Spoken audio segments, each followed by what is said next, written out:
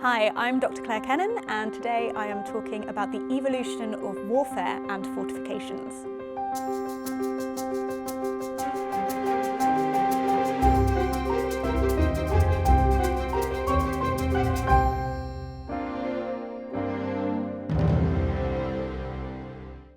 Medieval castles had two primary functions.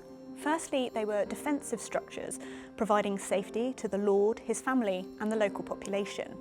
However, medieval castles also had a symbolic role. They allowed the nobility to fulfill their social, political, and administrative responsibilities. For example, providing hospitality, administering justice, dispensing patronage, entertaining their peers, and attracting clients and employees. Castles were built all over Europe for about 600 years, between 900 and 1500, but they underwent considerable change. The majority of sites were chosen so that the castle could be easily defended. This meant selecting an elevated position which had a clear view of the surroundings. Castles also tended to be located at points where there was a good population to work and trade with its inhabitants, a good communication network, so a road or a river, and also good levels of agricultural production nearby to supply food.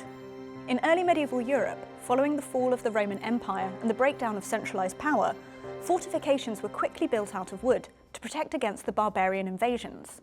These castles were built on top of mounds known as mottes, accompanied by a walled courtyard known as a bailey, which was surrounded by a protective ditch. These timber castles were relatively cost-effective and very quick to build. However, they were vulnerable to attacks using fire, and the wood would eventually rot.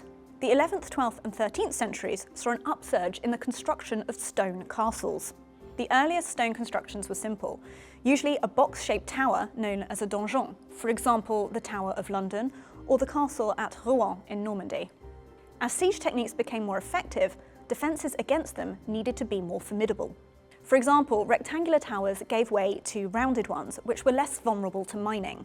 They were more able to deflect missiles and better suited to the creation of a more comprehensive field of fire through the use of arrow loops.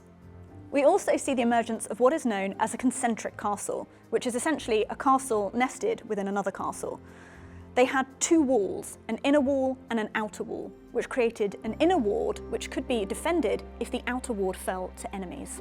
One enigmatic example of a concentric castle is the Crac de Chevalier in Syria, which is one of the most important preserved medieval castles in the world.